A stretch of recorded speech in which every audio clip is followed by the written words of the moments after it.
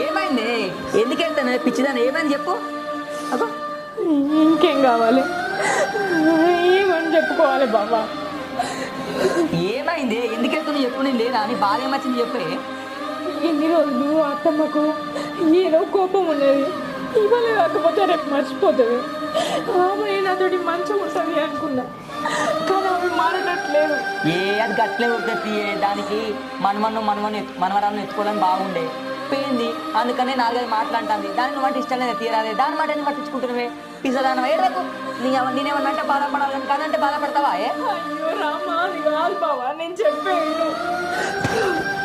ఇన్ని రోజులు అమ్మకి మనవరాలను ఎత్తుకోవాలన్న కోరిక ఉండే, అది తెలుసో తెలియక నా వల్ల తప్పిపోయింది. నీ వల్ల ఎందుకేంది? నీ వల్ల ఏందంటున్నావు మెంటల్లా? నీ వల్ల ఏం పోలెత్తియే. అదేదో దేవుడు ఓడగొట్టింది పోయింది. దానికి ఎందుకు ఇంత బాధపడతావు చెప్పు. అత్తమ్మ నన్ను జీవితంలో క్షమించదు.